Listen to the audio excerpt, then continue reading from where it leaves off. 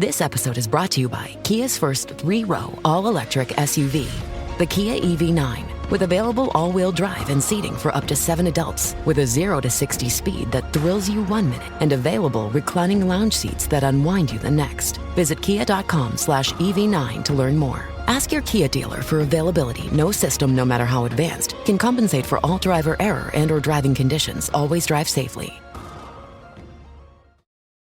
I'm Mo Rocca, and I'm excited to announce Season 4 of my podcast, Mobituaries. I've got a whole new bunch of stories to share with you about the most fascinating people and things who are no longer with us. From famous figures who died on the very same day, to the things I wish would die, like buffets. All that and much more. Listen to Mobituaries with Mo Rocca wherever you get your podcasts. All my notes are a question, or in question form. What? I truly hated this movie. It took me 4 different sittings to get through it. I didn't find a single moment of it redeemable or enjoyable. I'm almost at RIPD levels of angry that we watched this movie. Okay, so RIPD looked like it could at least be fun in a bad way. I disagree. I thought it was bad in a bad way. And why is this movie so long? I don't know. Well, yeah, like I said in the chat, so originally it was a 300-page script, which most people know that if you, a page is about a minute, so that would be a 5-hour movie. And they were asked to come up with a wholly original story, so they came up with all this backstory, and that's why everybody's got a different type of name, and there's all this history behind the part. But yeah, then they condensed it down to 2 hours that felt like 5 hours, and it didn't really do it. I just didn't care about anything happening. Yeah, that sounds about right. To me, it was a combination of why should I care about this, but with genuine confusion. 1, 2, 3, 4, 5, 6, 7. I'm holding a mic in my hands, and now I'm talking all alone.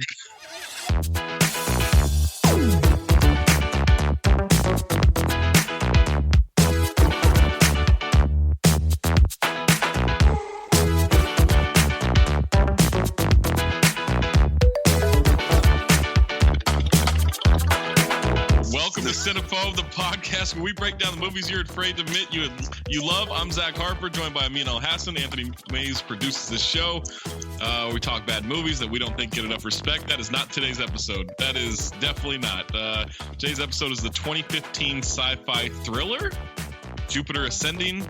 Stars Mila Kunis and Channing Tatum. They actually called it a space opera. Sure. I mean, why the fuck not? However you want to dress this pig up, it's still a pig. So by the way, so many elements of this movie are absolute blatant ripoffs of other movies. Oh my God! And so calling it space opera is yet another blatant ripoff of Star Wars, which is a space opera. But go ahead. Oh, and there are just so many areas where they thought they were making the new Star Wars in this movie, just completely ripping off Star Wars. Oh my God, this fucking movie made me so angry. It also has Oscar award winner Eddie Redmayne. I hope the check cleared because you asshole, how dare you?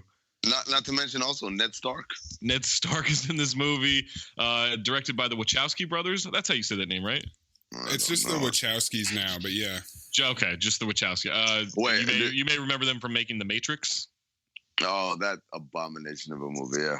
The Matrix? Fucking terrible movie. But go ahead. What about the first one? Hold on, what? The first one's great. Not impressed. Wow. What? And by the way, a lot of commonalities there. It's a movie that insists upon itself, just like this one. Damn. I agree with the sequels. That first one though is a banger. I'm shocked at this. This is I'm shocked too. Maybe that's reveal. next week's episode is The Matrix. This movie The plot from IMDb is a young woman discovers her destiny as an heiress of intergalactic nobility and must fight to protect the inhabitants of Earth from an ancient and destructive industry. Tagline, expand your universe. Jesus. $176 million budget. It grossed 183 worldwide, so I guess it was successful. Wait, no, hold on. It actually was. It was like 130 something. They did a test screening in April 2014. They pushed the release from July of 2014 to February 2015, and they dumped more money into it. And the quote was, "When you're in the hole for $100 million plus on a film, you're not just going to release it on VOD, you're going to fix it." And the financial and critical failure of Jupiter Ascending caused the Wachowskis' business relationship with Warner Brothers to be terminated. Whoa. This says it grossed 183 worldwide. Domestically, it grossed 47 million. Yes. I'm so happy that their like business relationship got fucked up over this. You know what? That seems harsh, but fair. No. Like to me, it's like I can live with having watched that movie knowing that like there were consequences and repercussions for making a movie that terrible. Now you're a little bit more in on this movie. Yeah, now I'm in on it. Yeah. All right, let's jump into this before you get to the rest of this podcast, which obviously is all spoilers. Jupiter Ascending is available on HBO Go. We also had an Australian listener tell people in the Discord chat that you can find it in Australia on Netflix and something called Stan.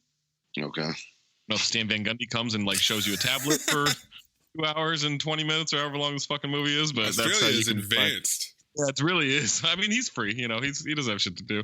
Let's get to the Rotten Tomatoes score and review. It's a 27% on Rotten Tomatoes from the critics on 256 reviews, 38% from the audience on over 95,000 ratings. Who are these people that like this movie? It's a great movie. I mean, it's a great question. Do we have question about this movie? Do we have a positive review? Did you guys glean any one of those? Rachel Wagner from rachelsreviews.net. Yeah, fuck you, Rachel. Jupiter Ascending is just nutty enough to be entertaining. What? So, okay. Wesley Morris. Wesley Morris? Wesley Morris? Wesley Morris from Grantland. Upon exiting, my wearied delight with Jupiter Ascending coexisted with pure bafflement, but I exited knowing that that I'd seen a movie no other filmmaker could have made. That doesn't sound like a compliment. They give a positive rating. That doesn't sound positive to me. Emily Asher Perrin from Tor.com. Because however dark their stories get, the Wachowskis clearly have hope, and they hold that above all. I don't know what that means. And that story wasn't. I don't know. It wasn't dark. It was just fucking boring. Well, go ahead. From Robbie D, who has a shirtless avatar on IMDb. On Rotten Tomatoes. Rotten Tomatoes. While Jupiter Ascending is post-production 3D, it is still fairly good. I personally don't get all the negative reviews. This is high adventure sci-fi with a solid story, good acting, and great special effects. I consider it an epic and one of the better movies I've seen. He posted that 4 days ago. All right, we'll go put a shirt on, buddy. So this is what Richard Roper said from the Chicago Sun-Times, famous Richard Roper. Where were the Guardians of the Galaxy when we needed them? If only prevented the disastrous atrocity that is Jupiter Ascending from infiltrating Earth's movie theaters before it was too late. That's fair. Yeah.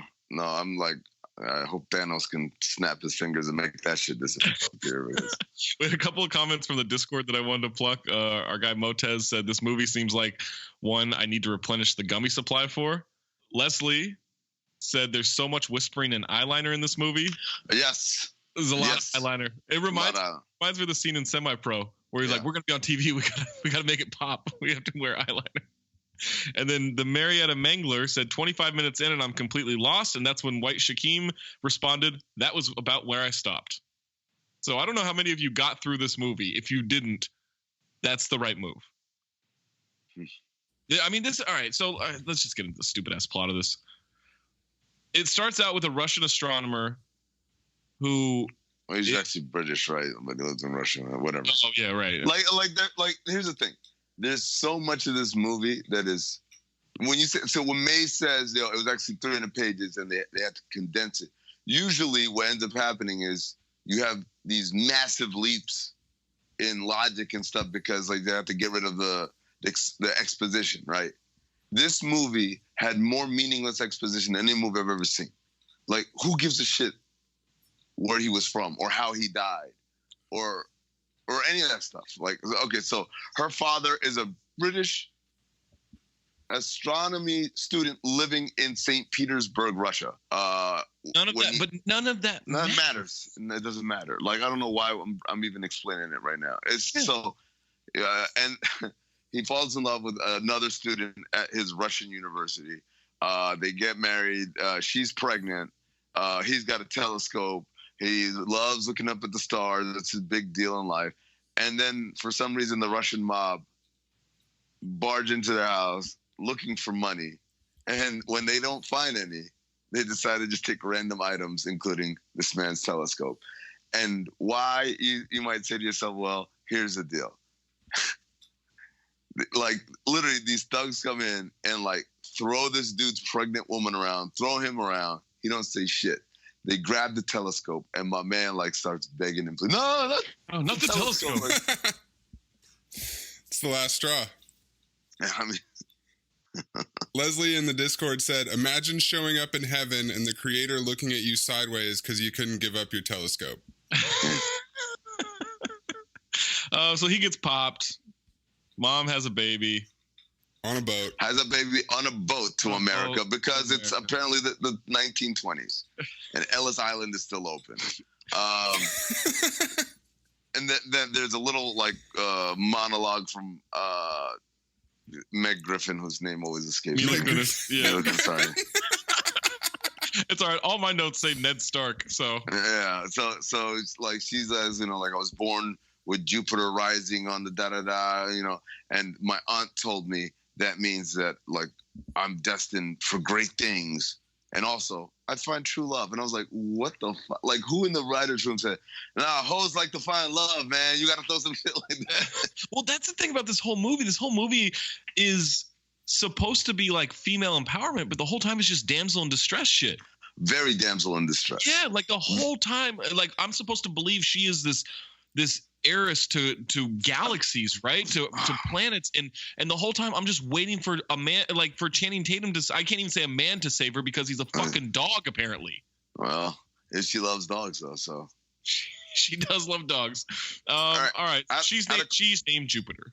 All right, so she's the one named she's named Jupiter because her fucking nerd dad, who died for a telescope, like, was like, Jupiter's the biggest and most beautiful planet. I was like, yes, that's exactly what we want for a baby girl, to let her know that she's the biggest. Be big. Yeah. Big bitch, you. Do you think he would have been upset that she's such a tiny person? Yeah, like, this isn't Jupiter at all. Why? Here's the thing too. Is, like, I kept waiting for there to be, like, some special meaning to this telescope. No. Like, it had, like, the secret to the civilization or something. Like, you wanted the Men in Black, the thing, the shit up Orion's belt. Like, nope. It's not it. It's just the telescope. Question. Yeah. Do you clean toilets on your knees? No. So like, she comes to America. She's an illegal immigrant. Oh, by the way, she punctuates that story about getting, finding love and being named after Jupiter and all that stuff by saying astronomy is bullshit. So she's Yeah. So she's an illegal immigrant, even though she came to this country as an infant, speaks perfect English. And I guess I shouldn't judge because I'm probably the same way. But anyways, she's cleaning. Her mom, her whole family, they work in, like, housekeeping. And she, they show her, there's a montage of her cleaning houses and vacuuming and scrubbing toilets. And the way she scrubs her toilet is akin to someone who's about to throw up in the toilet. On her knees, like, bending over the toilet. And I was like, I've never seen anyone scrub a toilet like that. No. Why would you ever? That seems so uncomfortable. Especially if you're doing it for a living. And bringing your face. Yeah. As close as possible to the spray back that inevitably happens. The only explanation I have is literally no one making this movie, starring in this movie, or writing this movie had ever cleaned a toilet in their life. And like we get a montage of her cleaning. Like we get it. She's a maid. She's a commoner. But by the way, as it's all going, this is what I wrote. Wait, I thought this was a sci-fi movie. Very next note. Never mind. So we go to some destroyed planet or civilization called Zalantine or something like that. You wrote the name down. I was just like, all right. Well, the first time I started watching this, within maybe 45 seconds, I was on my phone, and like 8 minutes later, I looked up. I was like, oh shit, I'm supposed to be watching this and taking notes. Yep. So then I rewound it and I turned the subtitles on. Necessary. Yeah, but by the way, super pet peeve for me. Like, forget closed captioning for a second. Any movie that has dialogue in either foreign or alien language and they give subtitles, and apparently the subtitles, they charge you by the size of the font. Because the font was so fucking small when the Russians come in. I'm like, wait a minute, I had to rewind and pause to be able to get my magnifying glass out and read what the fuck it said. What's the deal with little subtitles? Like, why did they do that? It's a great question. It's a great question. The whole production of this movie is bad. Also, like, at first I thought it was just my TV. Like, I had screwed up the settings. Everything is so loud except when they talk. Yes. A lot of whispering. And which brings us to this planet that whatever the fuck it's Zalantine, Ovaltine, and like there's it's funny that you mentioned that it's Ned Stark and not the actor's name, which I can't remember his name, because they pull from Game of Thrones in that they're saying, oh, we're of House Abraxas or something like that. Oh, yes, that. But also the whole idea of these people talking like this. Right. Everyone talks like this. Eddie Redmayne made a series of just atrocious choices in this movie. Yeah. Oh, he just made one atrocious choice, being in it. Well, no, he took it further than that, because then he's like, you know what, I'm gonna try to do a really bad Gary Oldman ripoff. Yeah, that's what it was. It was like very Gary Oldman from Fifth Element. It was like Gary Oldman and Marlon Brando. Yeah. And Eddie Redmayne, tiny little ginger boy, does not have the physical presence to be intimidating with a voice like that. So he just seems like a goth kid in theater class. Yeah. Having a rough time. This guy won an Oscar. This is like watching Allen Iverson on the Grizzlies.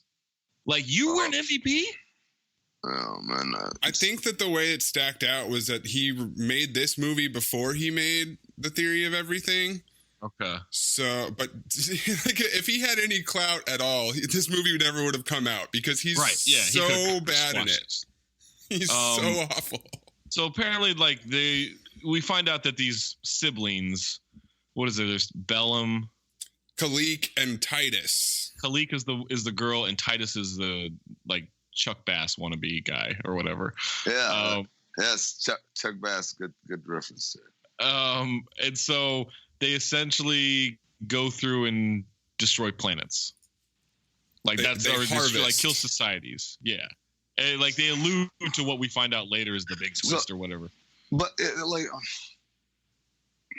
this is where I get upset. They own Earth. Like Earth is an inheritance to them, and it's very valuable. So we go from like a very mundane story about a little girl growing up in Chicago or whatever to like no transition at all. Right. Here are these aliens walking around talking about alien shit. Then we're back to like, so again, there's a point later on where she finds out, I just want to fast forward to this, where she finds out, oh, like there's alien life form, da-da-da, like, and you're da-da-da-da. And I thought to myself, they could have cut out literally everything that had happened between everything, like a good 40 minutes. Yeah. They could have cut it out and just had like her get attacked or abducted, and then like someone explaining her, look, you think you're alone in the universe. It's not quite like that.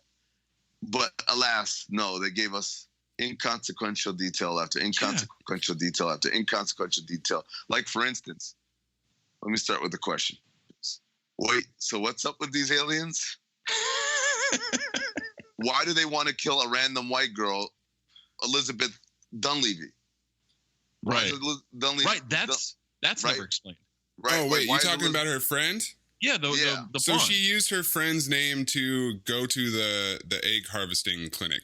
How did they know that she was going to go there? Because the egg harvesting clinic turns out is just a ruse for these aliens to, right? So, to capture her and kill her, right? And by the way, her cousin wants her to harvest her eggs. Yeah, we'll get to. Oh my god, this is so that he gets 10 Why grand is that a thing? Why do we have to go through any of that? I don't know. Like, I think for comic relief, I'm not sure. So she uses her friend's name to go. She goes for like a consultation before. Channing Tatum, who is a lycantant hunter, ex-Legion skyjacker, because that's just throw as many words as possible, has a tremendously powerful sense of smell that allows him to track a gene through the universe, which he demonstrates by sniffing a piece of paper, which is the piece of paper that she signed. So she goes to this place. That is a piece of paper. That is a hellish superpower that you can smell a gene through the universe. You know how many genes he can smell? I mean, how do you turn that off? Right. How do you focus that? That's not selective. If you have great vision, you don't selectively see. You just see. Okay, so the reason that they take the blonde girl, who is Vanessa Kirby, who's in like Mission Impossible Fallout and is going to be in Hobbs and Shaw, is because she used her name. So they go to her. For some reason, he can smell the paper, but he can't smell that it's her. So they take this woman instead because of her name was on the piece of paper, essentially. Which, again, for such a high-tech, advanced society, they seem very like, well, you know, if the fucking the paper says, yeah, and which will later on will resurface itself. This theme of like all of a sudden bureaucracy fucking matters to these people. Why that? Like they thought that was such a funny montage. The bureaucracy. I mean, we'll get into that later. Jesus Christ! All right. So now we get introduced to Channing Tatum. So So the question was, why couldn't they tell it wasn't her? Anyways, go ahead. Now I have just learned that the reason why was because they went off the paper and thought the blonde was who they wanted. So they're just checking fertility clinic records. Yeah, exactly. Like, how did they why didn't they stop at Walmart? Why was that the place where they're like, we got you now, bitch? No idea. And I don't understand why, because the bounty hunters are already outside this egg harvesting clinic when Channing Tatum shows up, so they already know. So yeah, there's a miscommunication about how they started on this quest. Why are they speaking English to each other if they're about to kill her? Yes. Right? Like right. Because so she goes to the egg harvesting clinic. They put the mask on her and they spread her legs, and all the like nurses and people are prepping. Say, don't worry, we've been doing this a long time, whatever. And then they say, is it her? And then they confirm her identity. It's her. All right, kill her. And I'm just like, why the fuck did you say? And then Channing Tatum comes to save the day, part one. And as he shoots up, they are shapeshift back from human form to their true alien form and start chittering. Hold on. They start chittering. And so I'm like, if you're going to kill somebody, like, or if you're going to like basically blow your cover that you aren't just some dude, why would you start talking in English? So I'm like, is it her? All right, let's kill her. Wouldn't you say, and then she just thinks it's the gas or whatever. Right, it's the drugs, right? Yeah. And just the laziest throughout this whole movie. It's just the laziest costume design, the laziest design in general. Like okay, it was just a shitty drawing of some aliens. That's what they created. It's a shitty drawing of your typical alien. There were characters where it's just like a normal looking person, and they gave him big ears and like, oh, alien, like. Yeah, the girl. It took me a while to figure that one out. She just has giant, like right, exactly. So Channing Tatum saves her. He has hover boots. Yeah, he took him from Legend of Zelda. They just look like those glowing shoes that they're rollerblades. They're rollerblades. They literally don't do anything. He can't fly with them. He just glides. He just glides like rollerblades. So what's the point? They don't even move faster than someone rollerblading. Yeah, his description is that they use the force of gravity, redirecting it into differential equation slopes that you can surf. I wrote this down. I wrote down that quote, and I said, I could listen to Channing Tatum try to say science stuff all day. Yes, I like that he didn't know what any of those words meant. He was clearly reading that line. And I also just imagined Amin going, nerds. By the way, there's no way I want anyone if you really know science, right? Like, don't we have Matt in Tasmania? I don't know if he listens to this pod, but he really knows science, right? I want to know if the phrase differential equation slopes actually means anything. All right, so because I feel like the word equation is just thrown in there. No, it's a calculus thing. Differential equations is a calculus term, and there is a slope, I guess. But yeah, like the idea that it is a physical. It is a math term, right? To about like basically breaking down rate of change. Yeah, right. That is not a physical slope. That's my point. Right? Doesn't make any sense for science. Yes. It makes sense for math, not the actual. Well, it's not a physical thing. Yeah, yeah. It's not. It's just like saying, you know what it's like saying. It's like saying if you mount like a woman, you actually become a mountain. How about that? Like it just because they're the same word has that completely different meaning. Right. But no one told the old Wachowski brothers, whatever the fuck they're called. Wachowskis. This movie is the king of just smashing big words together to make it sound good. By the way, did one of them have both? They both had gender. Yes, they're the Wachowski sisters now. Okay, I didn't know. Like you said, no, they're just the Wachowskis now. Like what? They like, I'm tired of people referring to me as related to someone else. Like I didn't understand what the rebrand was about. But okay, so now that makes sense. Yeah, one of them came out as transgender and had the surgery and stuff, and then like 8 years later, the other one did. I'm not tripping. Like I thought they were men back when it was The Matrix. They were when it was The Matrix. Then in like 2008, one of them came out as trans. Because I legitimately didn't know this until right now. I was right now years old until I found this out. Because when you just said sisters, I was like, wait a second, I thought they were guys. Yeah. But now that makes sense. Okay, I have no recollection of that happening. Yeah, and when they made Sense8, which was their last project, that really dived into like trans characters and stuff like that. And right. Then it got canceled, and they haven't done anything since. So, yeah. No, shocker after this string of massive hits that they've had. Well, if you were listening to this earlier and you thought I was throwing shade at them, I had no idea. So there you go. I am throwing shade at them, but not because of who they are, but rather for the terrible products that they put out. I can't believe you don't like The Matrix. Fucking terrible. Okay, so he captures or he saves her. He's trying to get her to a ship or something. He sky surfs all over Chicago, and they fuck up Chicago, but no one seems to care. No, they kill people. They're like because okay, so all right, they blow up a train, right? Like the L train. They blow up train and cars and like buildings, like floors and stuff. And so there's a point where she says, like, how did nobody see? Da da da. It's like, it'll be repaired by dawn. I'm like, well, it'll repair in no time. And turn around, and she sees what was once a smoldering building had already been repaired. And I'm like, okay, that's cool. What about the motherfuckers that lost their lives, though? Like, you're not repairing that, are you? Or maybe they are. I don't know. They don't really explain that. Also, they're ripping off Men in Black. Yeah. Completely. Like, that's the entire, like, Men in Black. Like, hey, nothing to see here. You get neuralized. You don't remember what you saw. And everything gets fixed while everyone's neuralized. Like, that's basically what they ripped off so blatantly there. Also, she says, why are they after me? And she says, it must be some sort of mistake. And he says, they don't make mistakes. And I said, no, obviously they did because they went up a fucking piece of paper. They already did. That's what I knew she was. They thought her name was Catherine Dunleavy. Like, yeah. So, here's a note I put. They spent so much money on CGI, and none of it is better than what happened in Knowing. No, the CGI in this movie is better. Come on. No, it's not. It's all right. On par. It's like 70. This movie is like 75% CGI. And it's 100% shit. So there you go. I said I also don't care about any of this action. It's Transformers-esque. Like Transformers has these giant battle scenes and this incredible destruction.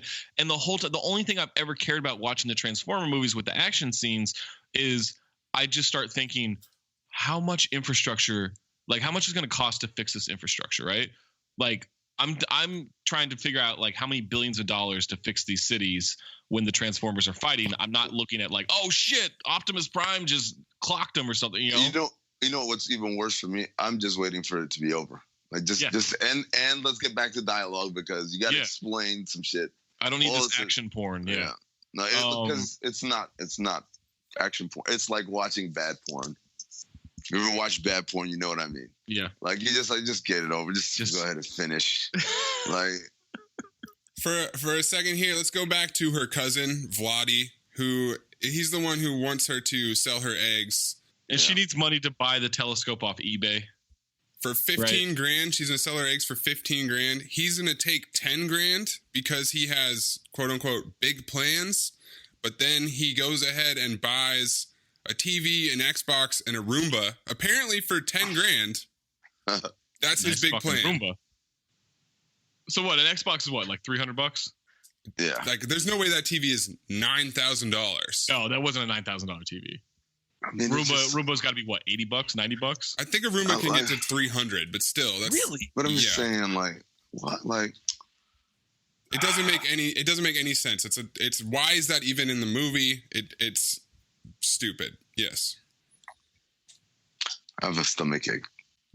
And then before the big explosion thing, that's when we get our first like real big exposition dump. Holy shit! There's a $500 Roomba. Yeah, no, Roombas are kind of expensive. Even then, it's still not 10 grand. Works with Alexa, ideal for hard floors. Zach might be looking to make a new purchase. Well, they're normally this one's normally $700. It's down to $500. I almost can't afford not to buy it. Well, Zach, do you have a cousin who like is ovulating? I gotta check with my cousin Hallie. Maybe she is. Maybe she's ovulated. Yeah. By the way, just throwing this out there. Why did Catherine Dunleavy, like the whole who's she getting married? Why is that in there? Yeah. They had a whole ass conversation that was, again, meaningless. Plus, it seemed like Jupiter was her maid, but then they were friends. Right. Yeah. Because you're friends with your maid. Real rags to riches story. Like, I'll be honest with you. Like I have a cleaning service that comes by my house, and when they come, like I get the fuck out the house. Yeah, why would you? I don't sit around and like converse with them. Like, hey man, you watch Jupiter Ascending? Yeah, fucking trippy ass movie. Like, no, I just fucking leave. Like, and I come back when they're done. Yeah, that I feel like that's a normal thing to do. Yeah. Why did if the aliens were just gonna try to kill her, right? They're gonna try to kill Catherine Dunleavy. And they go after her when she's in her underwear, trying on stuff. And then when pretty hot, by the way, man. Sure, yeah. And when Mila Kunis takes a picture of them, and then her phone rings, and they see her, like they just wake up. Why wouldn't the aliens have just killed both of them? Yeah, or exactly. Abduct them or whatever. Yeah, like, or abduct them, or yeah. The fact that Jupiter was actually there while they were trying to take the other woman, and they didn't figure it out, and they just bailed. Yeah, doesn't make any sense. Okay, and it seems like such an easy fix. Just have her never get discovered. She sees them abduct her. They figure out it's the wrong one. They dump that one, and they come back looking for, I guess, her. I don't know. Like, there's just so many times I'm like, why do we do it this way? Anyways, if there's nothing more, you just want to fast forward to the scene where they meet Ned Stark. Wait, real quick. Okay. I do want to mention that Eddie Redmayne. I wrote Eddie Redmayne is in Secaucus looking at the instant replay of the Doctor. Oh yeah, the Doctor battle. Yeah, which again. Yeah, and that's when he unleashes. No one understands me like you did. Yeah, it's all right. Very emo. His spaceship gets destroyed. Channing Tatum's spaceship gets destroyed. So they go to try to find Ned Stark out in the country. By a cornfield. And they use a rental car, right? They steal a car, I think. They steal a car? Yeah. Because she says, thank God this car belongs to a woman, and she pulls a maxi pad out of the glove compartment to put on his wound. I must have been texting because I don't remember that. Yeah, how dare you, Zach? I literally didn't pick up my phone at all during the entire movie. And I don't remember that. I'm disgusted at my notes. at how many notes I have and how. I took a lot of notes early and it tailed off big time. I don't think I took a single note during the last half hour of the movie. Let me ask this question, right? Because I know I watched, but I don't remember. How is she royal? Like, they just start calling her Your Majesty, and I'm just like, wait, why? Well, okay, we'll get there, but so this is the reason that I wanted to watch this movie. Is we meet Ned Stark, Sean Bean. His name is Stinger Apini. He's half man, half bee. I missed all of that. I did make a note. Because I've got a lot of notes about Ned Stark, and then at one point, like, I don't know, 20 minutes later, someone calls him Stinger, and I put a note that said, "Ha, like bees." Oh, wow. I knew they called him Stinger. I had no idea that there was a meaning behind it. I thought it was just like. Yeah, and he's got all the bees on his farmhouse, and so the bees swarm around Jupiter, swarm around Mila Kunis, and he immediately gets down on his knee and says, "Your Majesty," and then he explains. Okay, what is with this Your Majesty thing? You've never been stung by a bee, have you? No. No, bees are genetically designed to recognize royalty.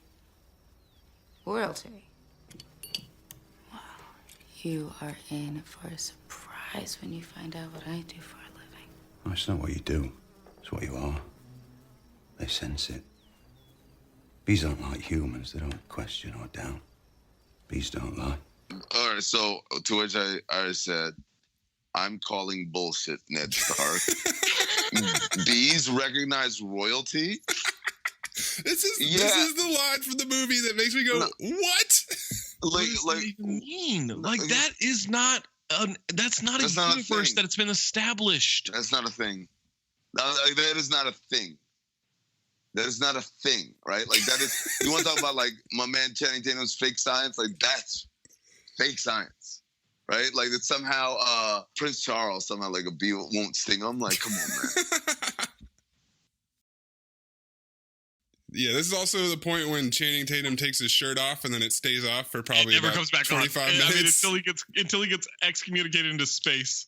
There's something that happens where I literally just wrote, "Why though?" I mean, which time? After it was in the middle of the scene because when he starts explaining about dude's half bred with a wolf or whatever, and they show him, and I said, "Oh shit!" I just noticed his ears, and I like facepalm myself because he's got like Teen Wolf ears or whatever. And then later on, and I say, "Shout out to ethnic diversity and alien hunters." So they're right in the middle of all of this scene at Ned Stark's house. I say, "Why though?" And I'm trying to think what it was about. Is it that he got court-martialed? Because apparently court-martialing is a thing just throughout the universe, not just Earth. By the way, did you see anyone with wings? No. Because other than those like dinosaur things. Yes, those big lizards, right? Yeah. So after the bees don't lie quote, I wrote, "This movie sucks, 90 minutes left." Jesus Christ. That sounds about right. Yeah, and in regards to the wings, they do another just big word smashed together where he says it's the best bioneural synaptic prosthetic the military could buy. That's not a thing. Yeah. I just them saying science. But like they say shit like okay, so you just met someone who clearly doesn't know anything about your life, your science, whatever.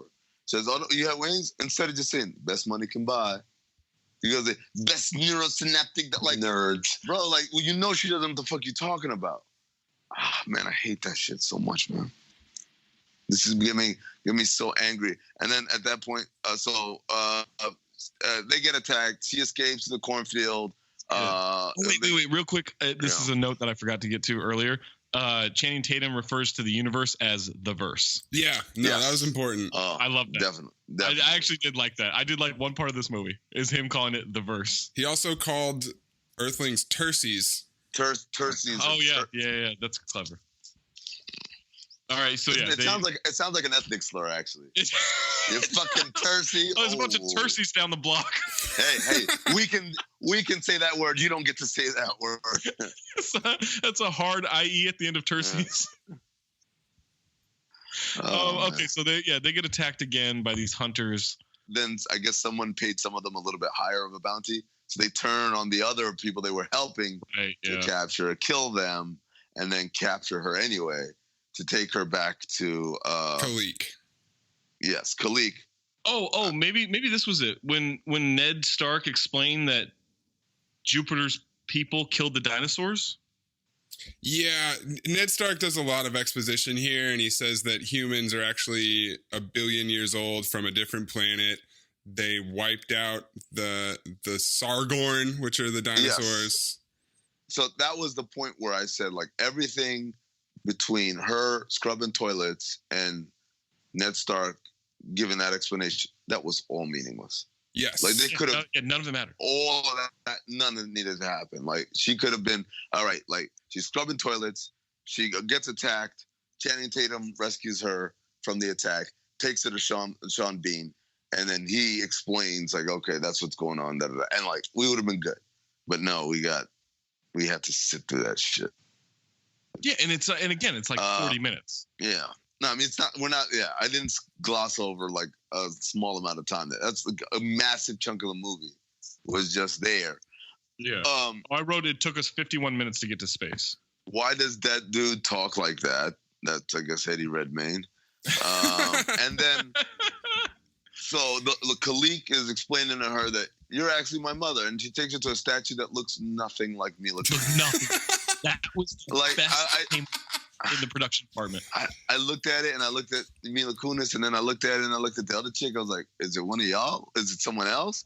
Is she showing you her mother? She's your mother? What? Like, and I said, like, they're making a big deal about, like, reincarnation. Like, basically her entire DNA string is identical to that of her mother, who was murdered a zillion years ago. So I'm thinking to myself, these people are so, like, into it, like, that, oh, you're my mom or whatever. It's nice to finally meet you or whatever.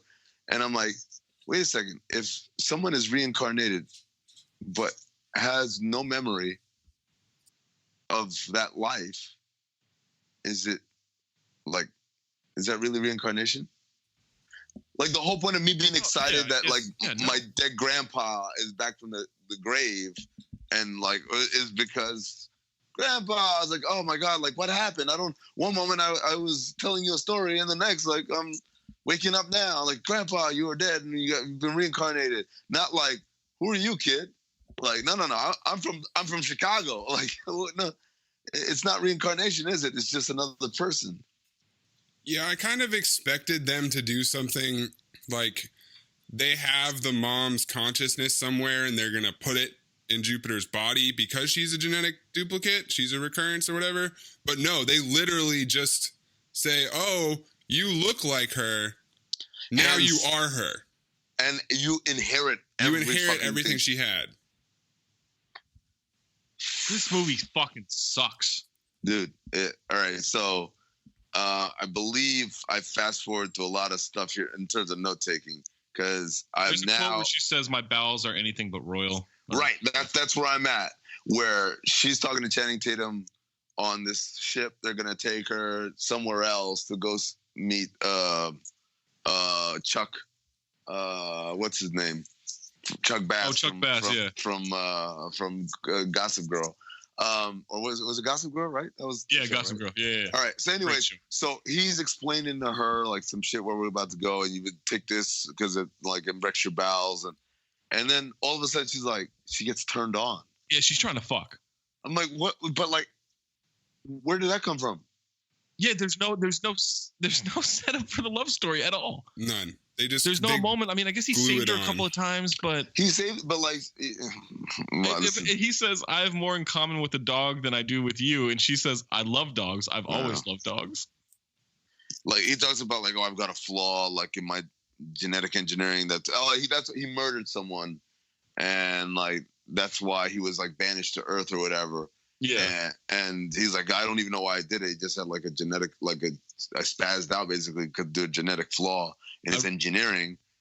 Although he called it some engineering, like they created another. Yeah, this word, genom-gineering. Yeah, fuck. Genom. Yeah. So she says, and like, out the blue, she's like, yeah, I have a flaw. We all have our flaws. I have a flaw too. My flaws falling for men who don't fall back from him. Like, yo.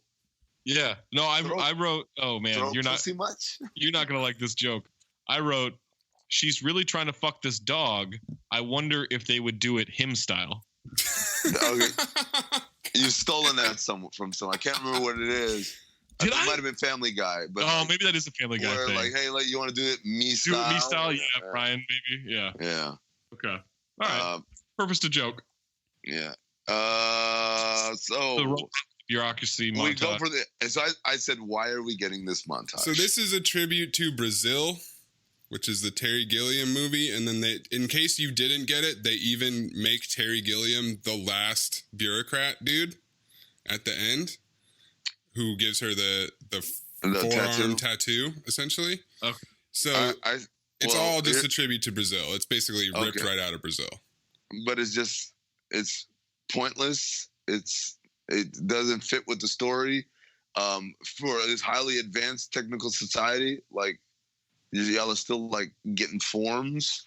Like, I said, I guess it's just like to me. I wrote government. Am I right? Yeah. At some point, they bribe a dude because he said you got to go back. And I said, well, why didn't they just bribe the first person? Right. Like, why would you go through all that and then say, I'm gonna bribe this dude? Why don't you just go back to You have the shit I want. Here's your money.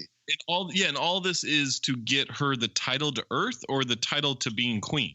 To confirm that she's queen, which, by the way, it seems like a really fucking haphazard way to confirm that someone's going to own basically a whole bunch of shit. Right. And also, if you have royalty, like if you have a monarchy system, why would they need bureaucracy? Yes, when they just like cut to the head of the line. Yeah. Also, why is, which now we find out is Terry Gilliam, why is Terry Gilliam eating a whole wheat bread sandwich? Like, I don't know what kind of sandwich it was, but that was, I get that Oro wheat 2 for whatever at Costco. I know exactly what it looks like. That's the bread it was. And I'm like, so they're just going to eat regular bread ass sandwiches out here? All right, So we figure out this jacuzzi that brings them younger life, right? It like. Well, before that, she goes back to Chuck Bass. And Chuck Bass says, so what do you want to do? It says, I wanted to know why I was abducted under serial code 654/9. I'm like, they never showed us her reading through a manual. No, not once. And now she's a fucking expert. Spends one day at the Space DMV and she knows how to run the universe now, yeah. So he explains that this, like, the water that they go into to remain young is made out of people. So each canister of water is 100 people. So I guess that's why Earth is so valuable, because it has 7 billion people or something. Yeah. When they do say, like, at one point he's like, "Oh, I'd like Earth to inherit Earth," and they're like, "Oh, it's more valuable than all of your other planets combined." Yeah. By the way, the whole like they're harvesting people thing. I said now they're ripping off V. You guys remember V? Yes. V, Soylent Green. Mm-hmm. Well, yeah, but then I said, man, I really want to rewatch V, like the '80s one, not the reboot that they did like 10 years ago. Whatever. I want like that '80s V with the lizard people and the awful CGI and everything like that. He starts hitting on her. Wait, isn't she his mom too? Right. Yep. Great question. He wants to marry her to get. I mean, he's trying to get. Literally, the last note I wrote was, "Ha ha ha ha ha. Will you marry me?" And he tries to make it seem like it's just a business arrangement. Right. Yeah, the whole pomp and circumstance of the wedding kind of gives it away, though. He then has double-crossed Tatum, right? He fires him into space. Yeah, he takes Tatum prisoner and then tells him that he's going to kill Jupiter and take her titles. Tatum kicks open a panel that contains spacesuits when he gets ejected out into space, and then is just floating in space when the space police pick him up. And that's why the rollerblades come in handy. Yes, because he can burn through his strengths, right? Also, so Titus, Chuck Bass character, says, lies are a necessity. They are the source of meaning, of belief, and hope. I have no idea what that means. I'll be honest with you guys. I ran out of notes at this point. I was just like, I'm just going to sit through the rest of this. Another meaningless space fight, by the way, happens. Yeah, I wrote. Well, yeah, I wrote that at this point. I wrote they're going to war or some shit. I don't know. Like, what are these Warhammer? I don't know. Yeah. Have you ever broken through a field of Warhammers? It's just like, oh, yeah. So there's okay. like they're cutting to like they're splicing scenes of like there's the war happening in space and then there's the wedding, war, space, wedding, war, wedding. So I wrote, I don't care about this action in the slightest, but I do think the wedding ring imprint on the finger is a cool idea until I remember 60% of marriages don't last. But I did think that was kind of cool, like the imprint stuff that they do on the skin. I know a lot of people who get like wedding band tattoos instead of getting actual. Yeah, but I like the glowing. I guess you can get like some kind of iridescent. Can you? Something. Can you? I don't know. I don't think so, Zach. That's not a thing. Like you put like we got so many holograms. Jellyfish ink in your wedding band ring tattoo. We can't do that. we can make hover boots for Channing Tatum, but we can't make fucking glowing ink. Meanwhile, Eddie Redmayne kidnaps her Russian family for some reason. Sure. Yeah. I mean, yeah, I guess so. The editing in this movie is real bad because we cut to Eddie Redmayne probably for about a minute, like 15 times. Like we just keep going to him and his terrible plans. But at this point, I wrote he talks like Doc Rivers with strep throat, and then I wrote that he has her family and he's making her give back Earth. How are there 30 minutes left in this movie? Yeah, unbelievable how much time was left. Yeah, and the Warhammer scene was visually incomprehensible. That was the worst. It didn't make any CGI. sense. I don't know. I still don't know what Warhammers are. Right, exactly. Like I could not see what they were. They're just flying ships, drones. Yeah, sure. I don't know what they're. Tatum crashes into wherever Eddie Redmayne is.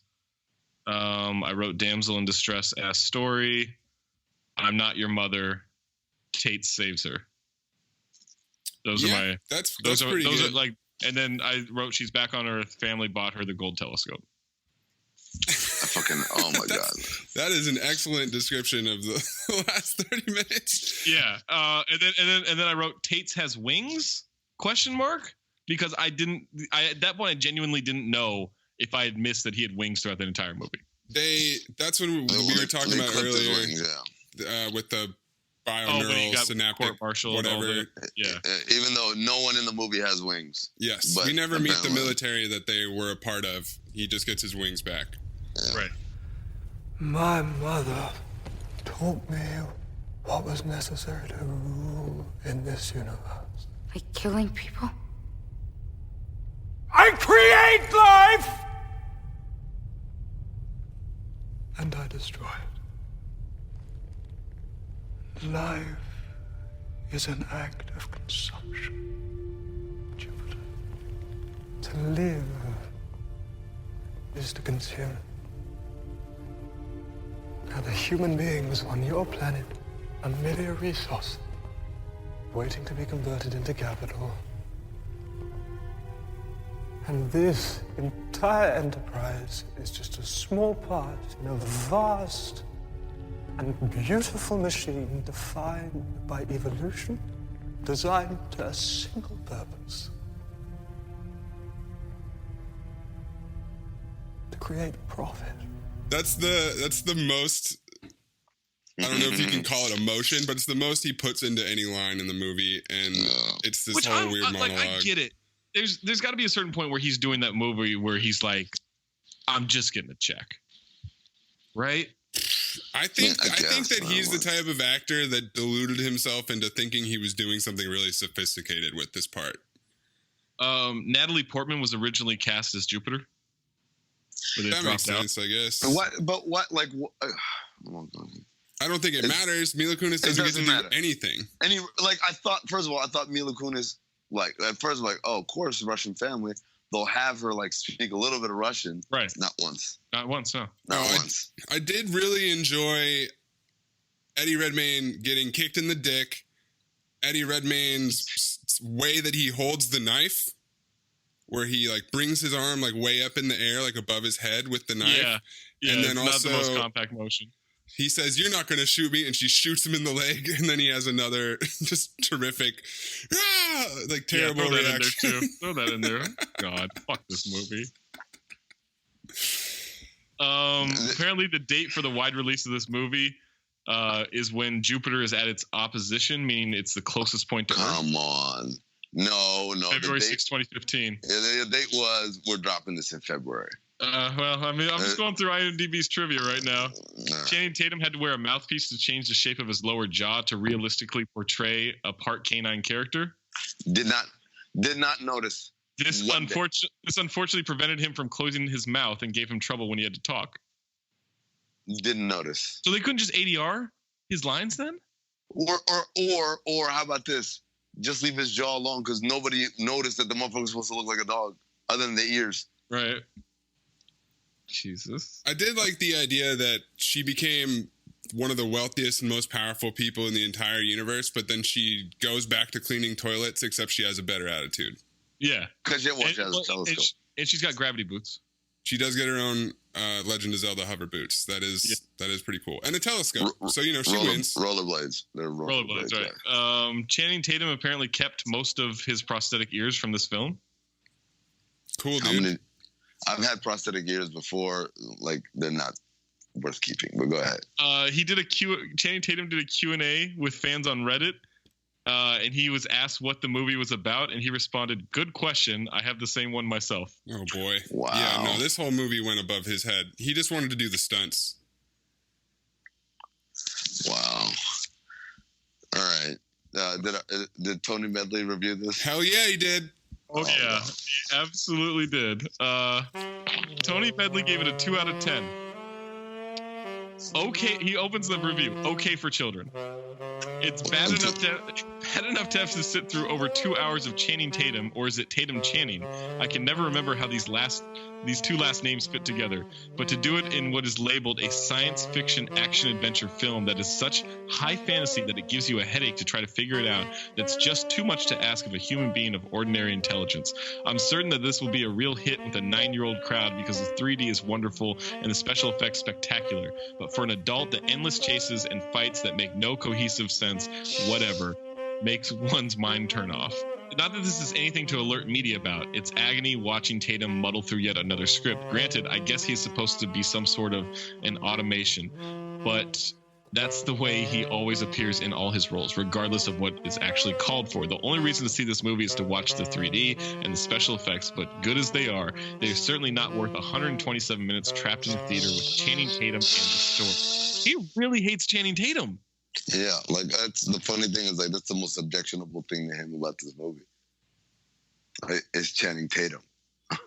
I also like the idea that this, because I saw multiple reviews, not just Tony Medley, who said good for children, or like good for people who have no knowledge of any other space type story, and I just don't really believe it's too complicated for a child. Yes. It's just it doesn't make sense.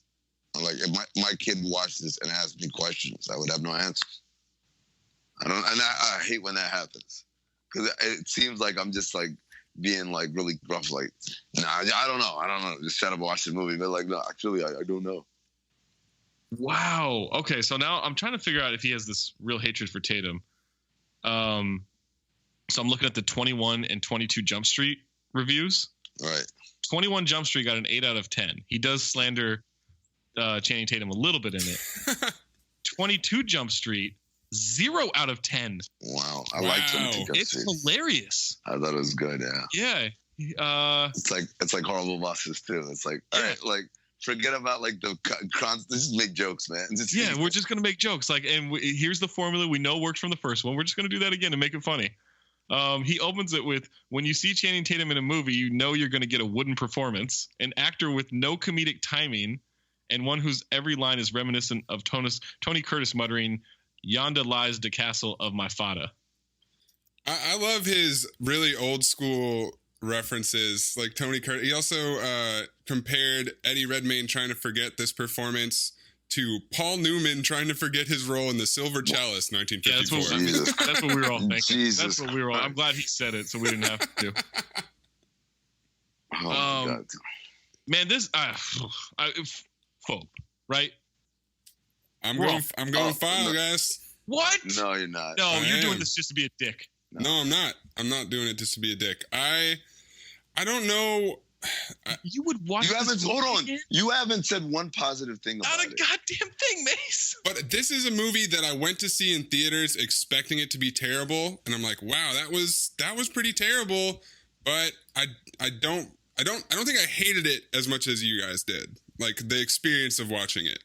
That doesn't mean you file that motherfucker. That means you phobe it a little less. Like, yeah. Do we have to now have like a very phobe, somewhat phobe? No, right? Neither phobe, neither phobe. Look, man, Zach, you gave knowing and next a file.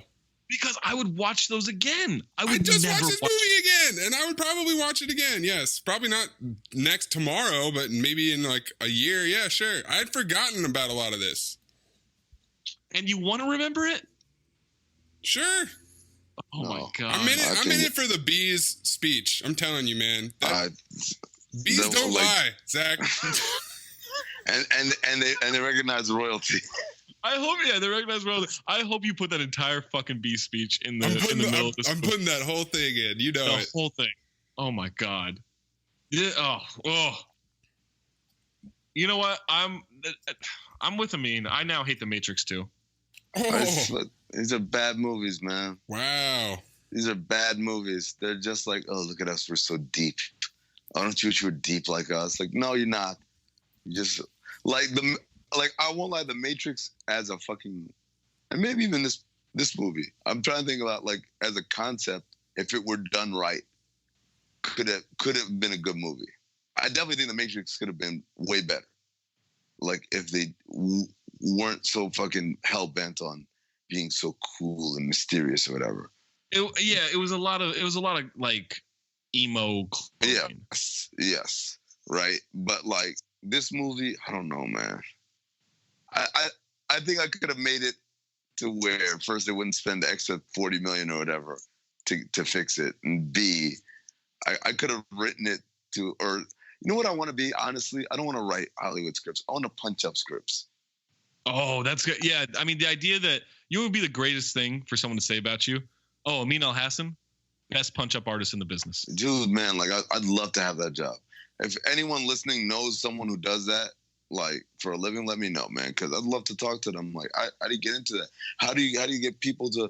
Because I do this shit all the time, man. Like, it's not like I could like watch a terrible movie and kind of see like I see where you're trying to go. You should have done this. Things like the dialogue, the sort of dialogue they use, man. Like, don't have them say this, have them say that. Like, just little things like that, man. Could have helped it. Could have saved this movie. I think I have come across somebody involved with this movie stuffing the ballot on these audience reviews on Rotten Tomatoes. Oh. Because there's some formatting issues with a lot of these comments. Okay. And they're all from like within a couple of days back in January. Okay. And they say things like, and they're all 5-star reviews. It's like, I don't know why people, and it's supposed to say don't like this movie, but it's DONA with like an accent over it. Do not. Parentheses, capital TM, end parentheses T. Like it's like some kind of like script got fucked up. And it's all over these, from Robert C, from this one's got no name, and they're all within a few days. Like this movie got heavily reviewed in January of 2019, and all positive. Mila Kunis, she Russian, man. I told you. Oh, that's a great call. I don't know. Yeah, this movie really got. Why would anyone do this? What, like, what? Like, you guys said that people like the Rotten Tomatoes score like 28. It's 38%. 38. 27 from critics, 38 from audience. Who the fuck are these 27% critics that like this shit? Okay, that's a great question. Let me go find. I'm gonna go. Well, find I mean, you found some. Wesley fucking Lowry fucking loved it. What's Wesley Morris? Who's Wesley Lowry? I don't Kyle know. Lowry's cousin. Kyle Lowry, yeah. Yeah, Wesley Morris liked it. I'm like, what are you doing, man? I think that I would have So the 300-page script thing always was interesting to me because it's like, okay, that's a shitload of work to put into this movie. I wonder if it would have been a lot better in like a Netflix 10-episode format. But that would assume that like the reason why this movie was bad was because we didn't get enough detail or exposition.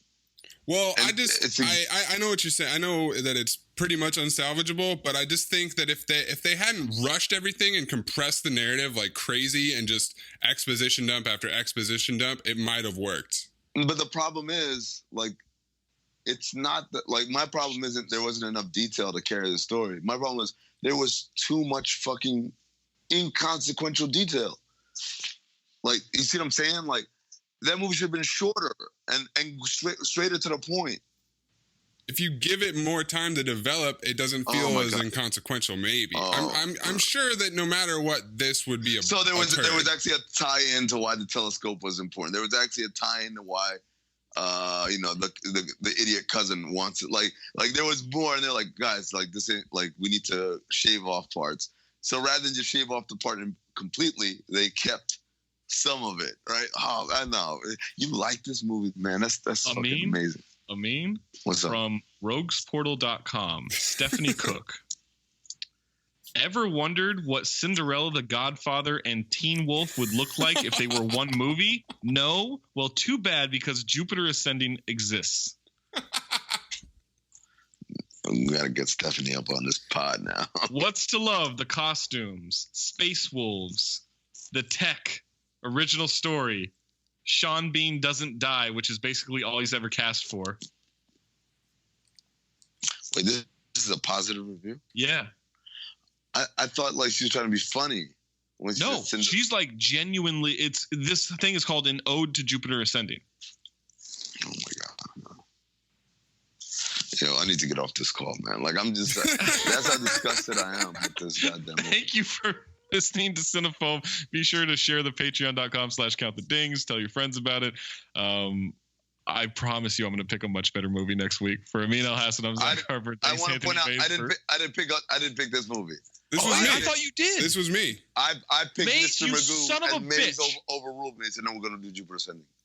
Yeah, we could have been Mr. Magoo 1997. That could have been what we did, but we did Mr. Magoo, which was a nice, decent, like 89 minutes long. Hey, I'm so angry at you. This whole time I thought it was mad at Amin. I was like, why the fuck did Amin want to watch this movie? Just because I legitimately thought you just wanted to watch this movie, Amin, because it was on HBO. Nah, man. Not my choice. Bees don't lie.